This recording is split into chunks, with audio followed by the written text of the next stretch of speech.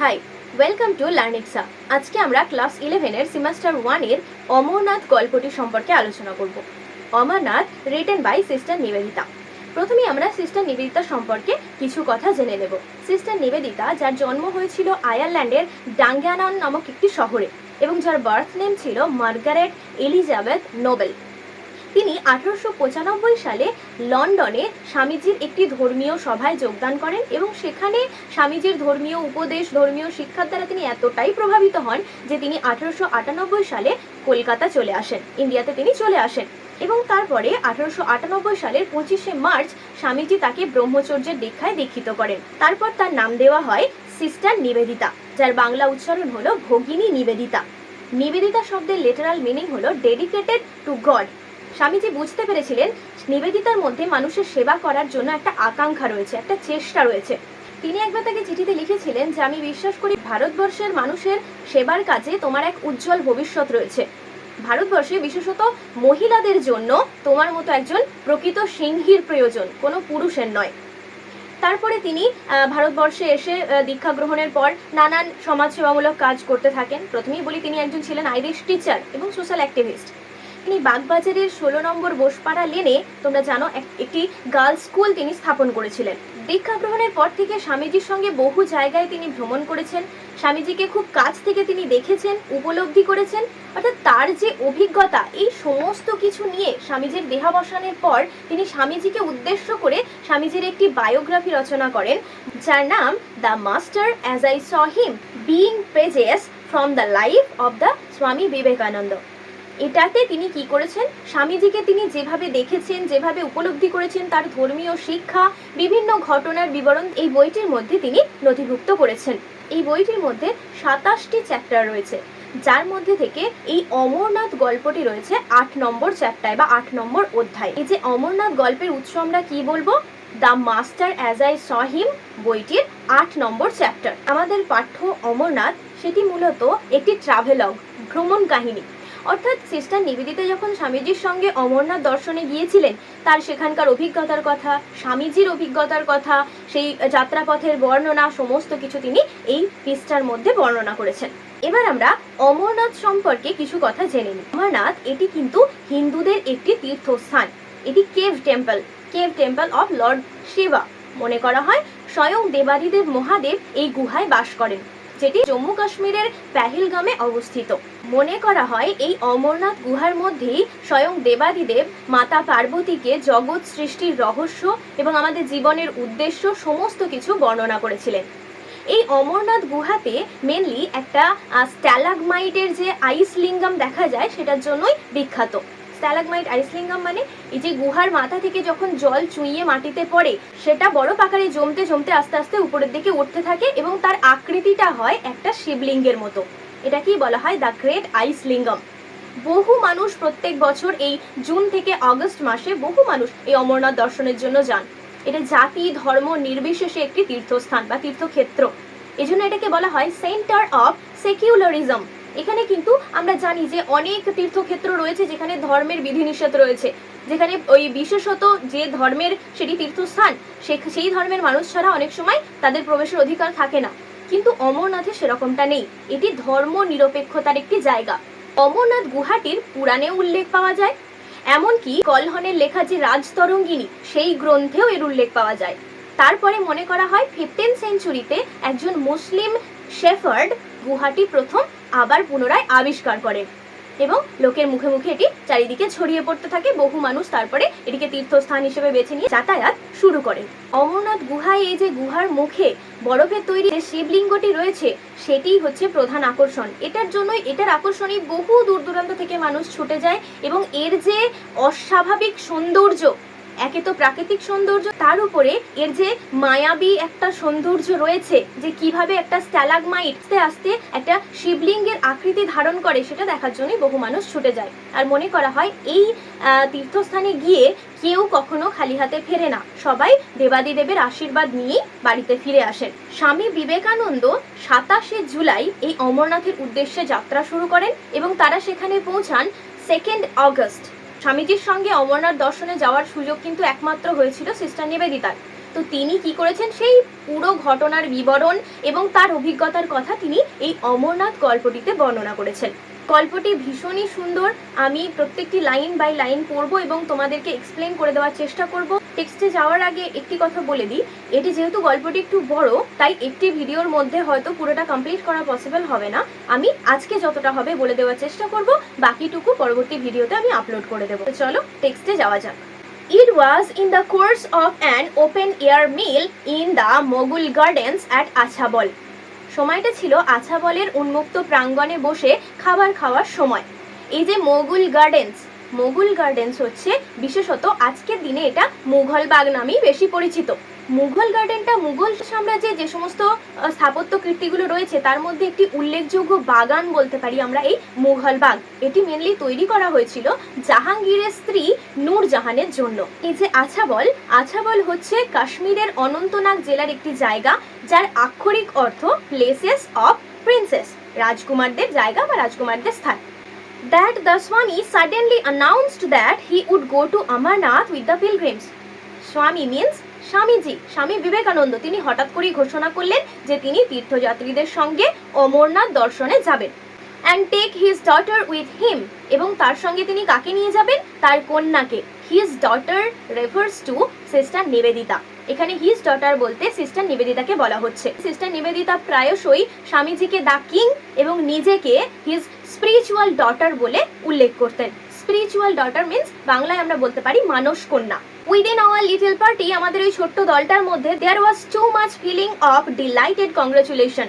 সবাই ভীষণ আনন্দের সঙ্গে অভিনন্দন জানাতে লাগলো। For any obstacle to be put in the way of the fortunate member, এবং এই সৌভাগ্যবতী সদস্য হওয়ার জন্য তার পথে কোনো রকম বাধা কিন্তু এলো না। অর্থাৎ দেখো, স্বামীজির সঙ্গে সেই যে আর বাকি শিষ্যরা ছিল, এই কথা শুনে কারোর মনের মধ্যে কিন্তু কোনো রকম কষ্ট বা কোনো রকম হিংসার উদ্ভব হলো না, বরং সবাই তাকে খুব খুশি হয়ে অভিবাদন জানাতে লাগলো। তাই বলা হচ্ছে তার পথে কিন্তু কোনো রকম বাধা এলো না। And aided thus, এই সহযোগিতা পেয়ে as well as by the state officer, সরকারি কর্মচারীর সহযোগিতায় in charge of the journey, যিনি এই যাত্রার দায়িত্বে ছিলেন বা তত্ত্বাবধানে ছিলেন, preparations went forward for this unique experience, এই অভিনব অভিজ্ঞতার জন্য প্রস্তুতি শুরু হলো। Kashmir seemed in those weeks to be full of pilgrims, ওই সপ্তাহগুলিতে মনে হতো কাশ্মীর যেন তীর্থযাত্রীতে পরিপূর্ণ হয়ে গিয়েছে। We left আছাবল, আমরা আছাবল ছেড়ে বেরিয়ে এলাম, and returned to our boats at Islamabad, এবং ইসলামাবাদে আমাদের বোটে ফিরে এলাম। এখানে বোট মিন্স হাউস বোটের কথা বলা হচ্ছে। আমরা জানি কাশ্মীরের একটি খুবই আকর্ষণীয় জিনিস এই হাউস বোট, তাই তো? সেই হাউস বোটে তারা ছিলেন এবং তারা প্রস্তুতির জন্য তাদের ওই হাউস বোটে ফিরে এলেন ইসলামাবাদে গোছগাছ শুরু করার জন্য। এখানে আরেকটা জিনিস বলার, এই ইসলামাবাদটা কিন্তু বর্তমান পাকিস্তানের ক্যাপিটাল সিটি নয়। এটা ভুল করো না যে এটা পাকিস্তানের রাজধানী। ইসলামাবাদ হচ্ছে অনন্তনাগেরই আরেকটি নাম। মুঘল সাম্রাজ্যের আমলে সম্রাট ইসলাম খান এই অনন্তনাগের নাম বদলে রাখেন ইসলামাবাদ। ফর ফাইনাল অ্যারেঞ্জমেন্টস, শেষ প্রস্তুতির জন্য। And everywhere we saw the march of gathering hosts, এবং সব জায়গায় আমরা দেখতে পাচ্ছিলাম তীর্থযাত্রীদের ভিড়, অর্থাৎ দলে দলে তীর্থযাত্রী এগিয়ে চলেছে। It was all very quiet and orderly, চারিদিকটা ছিল ভীষণই শান্ত, অর্ডারলি, সুশৃঙ্খল অ্যান্ড পিকচারেস্ক, এবং ছবির মতো সুন্দর। আমরা জানি কাশ্মীরকে বলা হয় ভূস্বর্গ শুধুমাত্র এই প্রাকৃতিক সৌন্দর্যের জন্য, তাই তো? সেজন্যই বলা হচ্ছে ছবির মতো সুন্দর। 2 or 3,000 people would encamp in a field, 2-3 হাজার মানুষ একটা মাঠের মধ্যে তাঁবু তৈরি করছিল, and leave it before dawn, ভোর হওয়ার আগেই ছেড়ে চলে যাচ্ছিল। with no trace of their occupation, তাদের কাজকর্মের কোনো চিহ্ন মাত্র থাকছিল না, save means except, ছাড়া, the ashes of their cooking fires, রান্নার আগুনের যে ছাই সেটুকু ছাড়া আর কোনো চিহ্নই থাকছিল না। they carried a বাজার with them, তারা তাদের সঙ্গে একটা বাজার বয়ে নিয়ে যাচ্ছিল। বাজার বয়ে নিয়ে যাচ্ছিল মানে তাদের সমস্ত দরকারি জিনিসপত্র তারা নিয়ে যাচ্ছিল। at the each halting place, এবং প্রত্যেকটা বিশ্রামস্থলে the pitching of tents, তাঁবু খাটানো, and opening of shops, দোকানপত্র খোলা, অর্থাৎ যে বাজারটা তারা নিয়ে গেছে সেটাকে সাজিয়ে গুছিয়ে রাখা, took place with incredible rapidity, প্রচণ্ড দ্রুততার সঙ্গে ঘটছিল। অর্থাৎ হল্টিং প্লেসে তাঁবু খাটানো, সেই জিনিসপত্রগুলোকে সাজিয়ে রাখা, সমস্তটাই তারা ভীষণই ফাস্ট, কুইকলি পুরো কাজটাকে সম্পন্ন করছিল। Organisation appear to be instinctive. এই যে আয়োজন বা এই যে সাজিয়ে গুছিয়ে রাখার ব্যাপারটা দেখে মনে হচ্ছিল এটা যেন তাদের ইনবর্ন কোয়ালিটি, এটা যেন তাদের সহজাত একটা গুণ। সমস্তটা তারা এতটা দক্ষতার সঙ্গে এবং এতটা দ্রুততার সঙ্গে সম্পন্ন করছিল। A broad street would run through the middle of one part of the camp. তাঁবুর এক পাশে মাঝখান দিয়ে একটি বড় রাস্তা চলে গিয়েছিল। And here one could buy dried fruits, milk, dals and rice. এখানে কি কি কিনতে পাওয়া যাচ্ছিল? চাল, ডাল, দুধ, শুকনো ফল, এই সমস্ত কিছু কিনতে পাওয়া যাচ্ছিল। The tent of তহসিলদার, তহসিলদারের যে তাঁবু, তহসিলদার হচ্ছে রাজস্ব বিভাগের প্রধান বলতে পারি বা একজন কর্মচারী। With that of the Swami on one side, একদিকে ছিল স্বামীজির টেন্ট বা তাঁবু, and my own on the other, এবং আমারটি ছিল অপর দিকে। Was generally placed near some advantageous spot for the lighting of the evening fire. তাঁবুগুলি এমন জায়গায় খাটানো হচ্ছিল যাতে করে সন্ধেবেলায় আগুন জ্বালানোর সুবিধা হয়। Thus his neighborhood tended to form a social center. এইভাবেই তার চারিপাশটা একটি সামাজিক মেলামেশার কেন্দ্র হয়ে উঠছিল। তারা যেখানে ক্যাম্প করছিল মাঝখানে থাকছিল তহসিলদারের টেন্ট বা তাঁবু, তার একদিকে থাকছিল স্বামীজির তাঁবু, অপর দিকে থাকছিল নিবেদিতার তাঁবু, এবং আগুনটা এমন জায়গায় জ্বালানো হচ্ছিল যাতে পুরো জায়গাটা আলোকিত হয়। এইভাবেই সমস্ত মানুষজন সেখানে এসে জমায়েত হচ্ছিল, কথোপকথন হচ্ছিল এবং একটা সামাজিক মেলামেশার কেন্দ্র হয়ে উঠছিল। There were hundreds of monks of all the orders. All the orders means বিভিন্ন সম্প্রদায়, বিভিন্ন সম্প্রদায়ের শত শত সন্ন্যাসী ছিল। With their গেরুয়া tents, তাদের তাঁবুর রং কি ছিল? গেরুয়া। Some no longer than a good sized umbrella, যাদের মধ্যে কিছুগুলো একটি বড় ছাতার থেকে বেশি নয়। And amongst these, এইগুলির মধ্যে the Swami's influence appeared to be magnetic. স্বামীজির প্রভাবটা ছিল পুরো চুম্বকের মতো, অর্থাৎ স্বামীজির প্রভাবটা ছিল ভীষণই লক্ষণীয়। বহু সাধু সন্ত থাকলেও তারা সবাই এসে ভিড় করছিল কার কাছে? স্বামীজির কাছে, তার ধর্মীয় উপদেশ শোনার জন্য, কথোপকথনের জন্য। The more learned of them, তীর্থযাত্রীদের মধ্যে যারা একটু বিদ্বান বা একটু জ্ঞান রয়েছে তারা কি করছিল? swarmed about him, দলে দলে তার কাছে আসছিলেন। at every halting place, প্রত্যেকটি বিশ্রামস্থলে। filling his tent, তার তাঁবুটা ভরে থাকছিলেন। and remaining absorbed in conversation throughout the hours of daylight, এবং দিনের আলো থাকা পর্যন্ত বিভিন্ন কথাবার্তায় তারা মগ্ন হয়ে থাকছিলেন। The talk on their side, he told us afterwards, had been all of Shiva. তিনি আমাদেরকে পরে বলতেন, তিনি বলতে এখানে স্বামীজির কথা বলা হচ্ছে, তিনি আমাদেরকে পরে বলতেন যে তাদের কথাবার্তার বিষয়ই ছিল দেবাদিদেব মহাদেব বা Shiva. And they had remonstrated with him seriously, এবং তারা অর্থাৎ অন্যান্য সন্ন্যাসীরা ভীষণভাবে প্রতিবাদ জানাতেন, তীব্র প্রতিবাদ জানাতেন।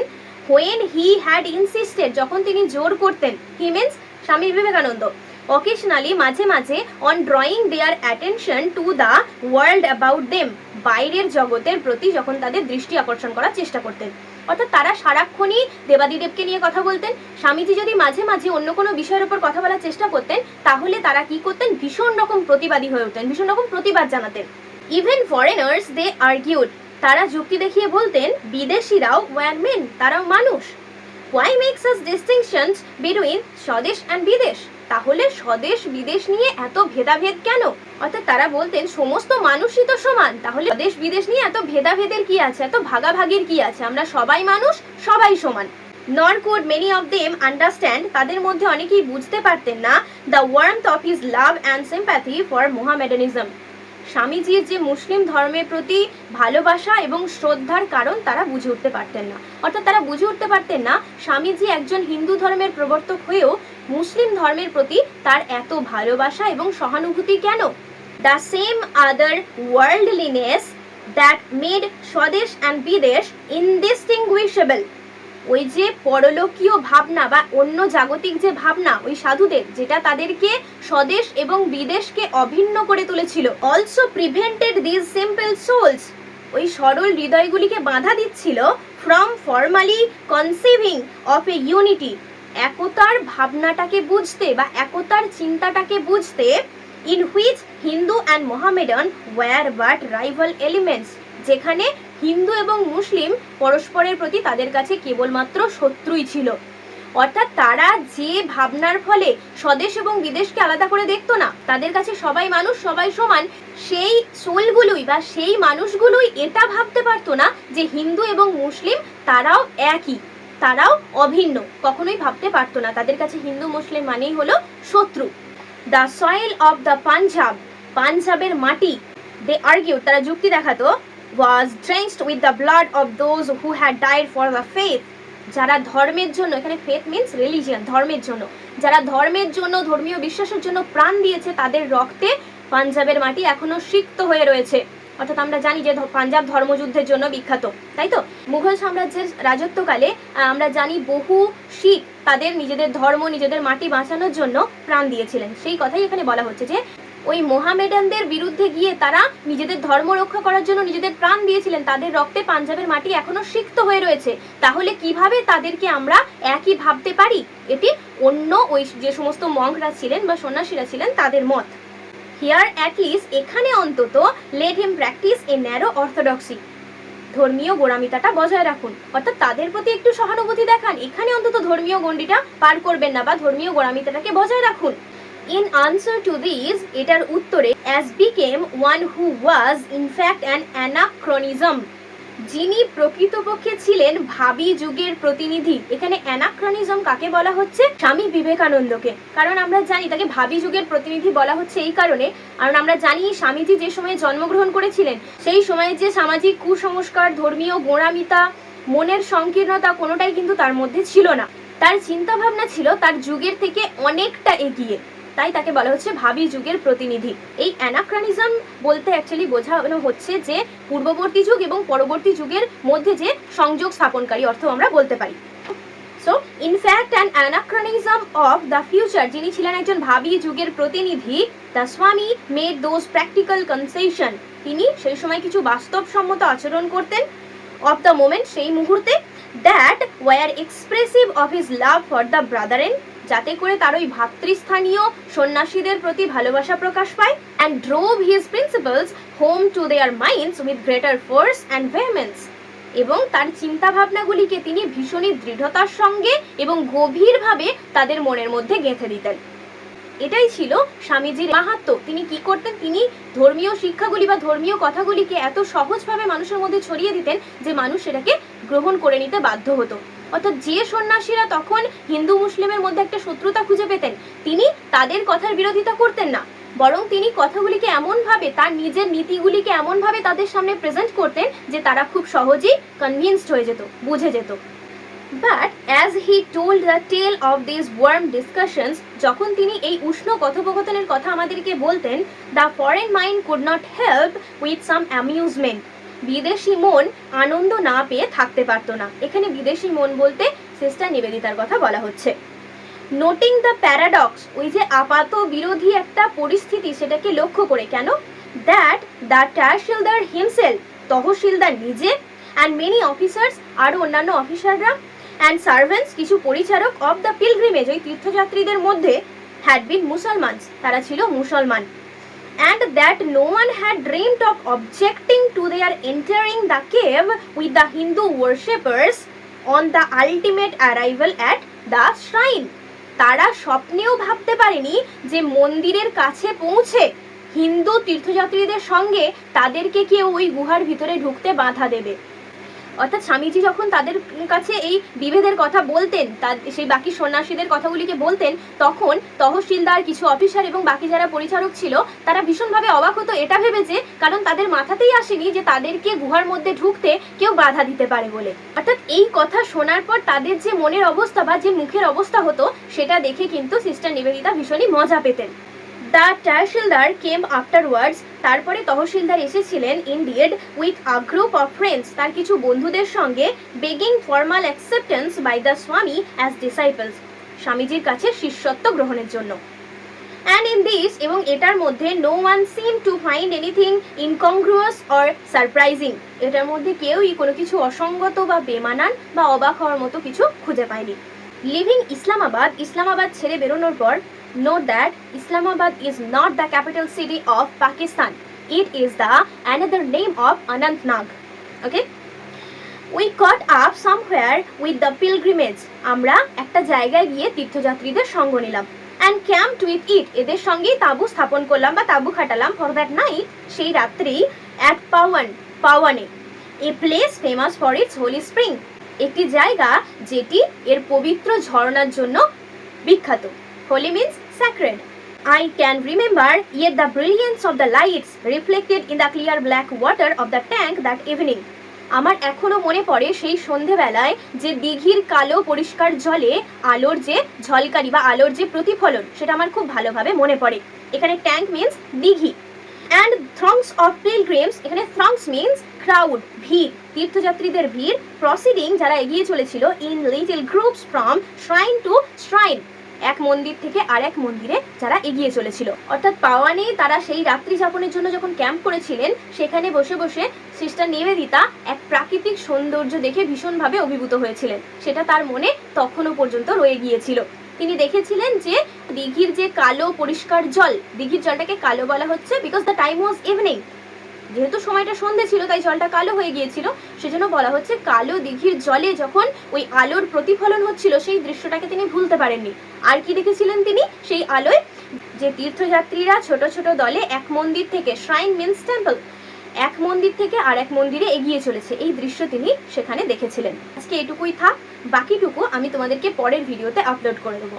Thanks for watching and see you in the next part.